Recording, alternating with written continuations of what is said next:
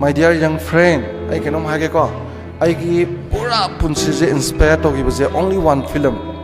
That is the story of the real man. Horen Google sangaga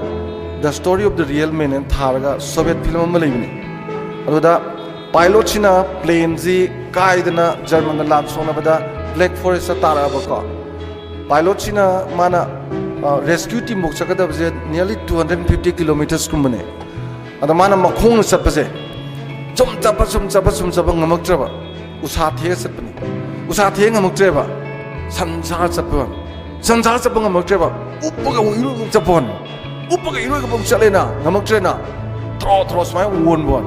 Aduga chatpa ya chala kanda to ya ngamak trema saje. Anama kom da tar lai khrame. Sirjano. Mi waina pokpa amana aina phangningi ba panthung di yongna ba honabam thopo honaba du di akhoi gi ithong ne ba. That is bondal duty. Aduga aina honabam thopo honor ga phangdaba du ka sukai de. Honare siraju yare sini. Yawra ne phamdo. Hui khonge angang anina taure lokhale doctor na mai massage check tobada makhong ani jinatana tai di circulation tori ani tondre kakthale. Are German gi hitlana kanna otan nei den torpu matam do. Aduda penjin chakki bo ko loi ko khalak matam du radio da ko. Ada mana nungdang ama makhong ni du kak lebu man kapani da. Ai go fighter plane thoba pilot amana khong ani kaktuna Himalaya vaccine chiga matam jida leibuji nungai te na kappa. Ada manak ta leba professor ma lei. Aduna haiduine noigi samudra da nga phaba mi leitra. Mana nga du pora kanda imung du thak toini dana imung du pudoini dana adubune samudra ki tamtei ga ban nong sip myam do ma soidana thengnaram ne adu magi punsigi magi livelihood to adu the base to bunina values me ama dei phangmunina ma how to escape from this severe win in ma kan honaram ne ba aduna ma hingini nga phai ne adu mana karigumba high shore nangi ipaksina paiba aigi hijina pi baina couple lega di ma sine ba aduna ma haine dak professor ne na khongani do sa bapsalu phonong sine ba hai na ma khongani du udan leg hape aduga kwaidi power pilot ma mu wegi ba ma gi hono me am du yen kan ne as akoi ni yum pure ata tore du tore ga di no dinge ba ji ko 5% mo gi rom do ba ne adagi de potha ba phau dress sok thaba leitre Sati ne inspire to re adu film dinu ko imana bade lari wire ga pai parikha maya tham wale loi logre adai na ningsing bakhara wazana ta pakhara du sum tor ga sum I sana bai tare a fail di woidre ko adai di college kare matam jati 11 12 haiba leite ko college ka bade gi di pakhang mapung phare dana ai ja ayuk lang sange lang upu sama suru ga sale khoi atoba tanki se lang ji smaina kire na ko mari yoling gro samne na mom polso na sapon lei au thilaga si obo ko maga dom nei duni ko haja ado horen mon lawa ma lei mulak pagi ado haire manga suma thamdoi ni ado mu loi lei sumto edna ado powwa lenga ma thanam doi ni ado college satoi ni ayuk to lupa kontra ade horen college da halena moi me amna sangam bado nomai jing me kumba suti gumba parikha lo be suti gumba ayu sangbo yaw doi ni aina masu yam putok khazane aina anobo putok ba akhoi ngan na dum innovative idea le re ko ade di admaina halaga mu langji upu sai na moina sangam bado mayang tu kana uthingat pa pakut nong diang khayang kai phange aduda lang pu buze cycle is the langji big chot budoi ni ko asma chu pada ba jang haktani khoi mairi masu ade chingya tamya bijente mala machu ga ne ko ade mayam na pisa bi le sabi na matam le sabi je almost pisa manina lang machu pu buzi moi ngawi ba loina ba ada aiga lang sangmin re imana ba jing jin like tam da ngaktani aina like tamba ada idi imana ba khangna chana ba yam leidana college karak pade di khoi wap su khangna ba hore ba aina ma thing na na pakhat pa ji ko ya da lang myam du ko ma u di wakhalam kan kan ne aba to tu wi ga mo yondri ba ma ga yesan no khosan ba khangan ba lot pa ga pa da dum thoro chapi ni ada ai gi punsi da khwai de ikai gi bu numit che tikendra jit ki pak sida mela toy ba ko ꯇꯤꯀꯦꯅꯖꯤꯠꯀꯤꯁꯤꯗ ꯃꯦꯂꯥ ꯒꯥꯟꯙꯤ ꯃꯦꯂꯥ ꯆꯥꯎ ꯆꯥꯎ ꯇꯧꯔꯝꯃꯦ ꯑꯁ ꯃꯤꯁꯦ ꯑꯉꯛꯄꯗ ꯇꯤꯟꯕ ꯃꯇꯝꯅꯦ ꯑꯗ ꯑꯩ ꯂꯪꯁꯦ ꯇꯠꯂꯕ ꯃꯥꯗꯤ ꯁꯨꯃꯥꯏꯅ ꯀꯤꯔꯛꯄ ꯂꯪꯁꯦ ꯇꯠꯂꯗꯤ ꯐꯥ ꯐꯥ ꯀꯥꯞꯊꯣꯛꯑꯦꯕ ꯍꯦꯛ ꯁꯣꯔꯣꯛ ꯃꯌꯥꯏꯁꯤꯗ ꯂꯪꯁꯦ ꯃꯆꯨ ꯃꯆꯨ ꯃꯌꯥꯝ ꯆꯥꯏꯊꯣꯛꯑ ꯂꯩꯕꯅꯤ ꯇ꯭ꯔꯥꯐꯤꯛ ꯄꯨꯂꯤꯁꯅ ꯈꯣꯡ ꯈꯥꯝꯕꯅꯤ ꯃꯤꯁꯤꯡꯁꯦ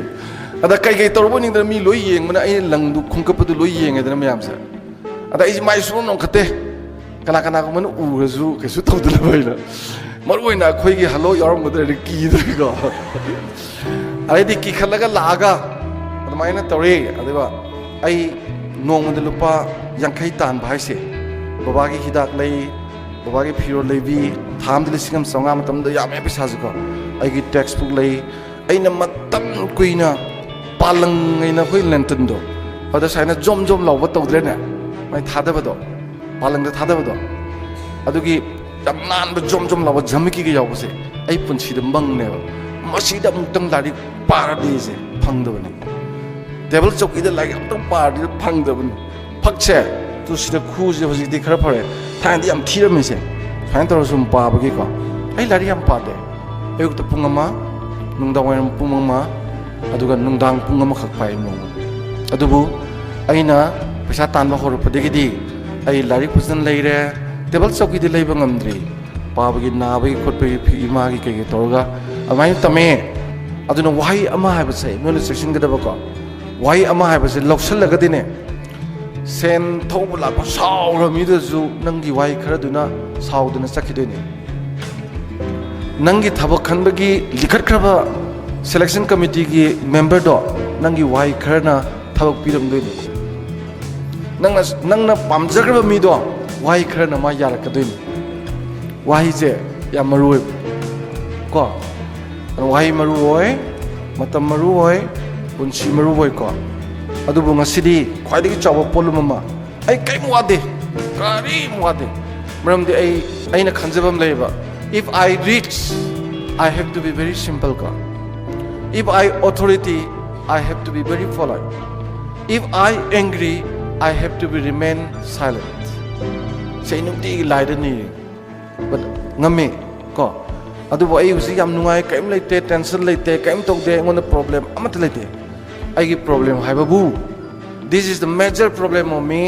loi hai duni dana wari libai sidi ko si hai ga loish lage ba ekoi gi wife se mazu ojane ai jo jane isanu pa jo jane isanu pi jo jane akoi gi imung ji engineer mari ni ko human engineer four human engineers mi saba engineer mari ne koi di ko mana school dagi sma halak puse ai gi lai pa bai thongnau ga chak faina sane ba keno da ai pha ba am tu lai ba ko ada sibai ga lakpu ba police ga lakpa thonga de ur de dum chenmum ga thame ba cheng de bai di ko ai yam thine electric so manga tor ka taw dana jail ga yam lai ur de na ko electric aeroplane mathak ta gi joint force na ga pha dana army ga namir humni mai ni crp ga namir ni humni commando na ga tor nei dana yam taw re na ai di yam taw re ko maram di whole the movement of manipur khoina lead tor panga ta ne 18 june oigera manorama oigera all this hojibo han bidrim ni hoiti ahaluram ni namon jam lun taw ko ado chum changak pasdane aina thaina ma unana ba hotna bada yengi bada yamna tenda yam pasabado adu daga yam thin hongre an yam thi oigre ba ai na bu khaw ori ma de an yam oigre classmate ko oibani na ado aina khale ba nong mode khoini pulap siwa ko sigadra aina sire malukhrabi mana sire ai pakra Ada within a very short period, khangudana sahi manga tarasi da thoba ya ba thodo bane. Adugi polum du khatane na puri se ko. Sidi noina zu kokpu zu ngamaroi, laina kon ma zu ngamaroi,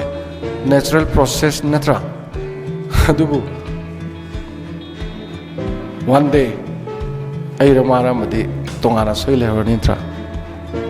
Adu nungsi waze yam yokhalo, yam nungsi ne layu.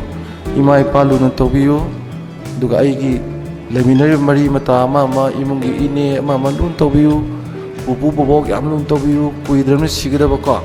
makhong nambi dana ising maising hon bi dana phamnung phodok bi dana nunti ge masaga nambiyo baka halaroi dabne noi khoise ko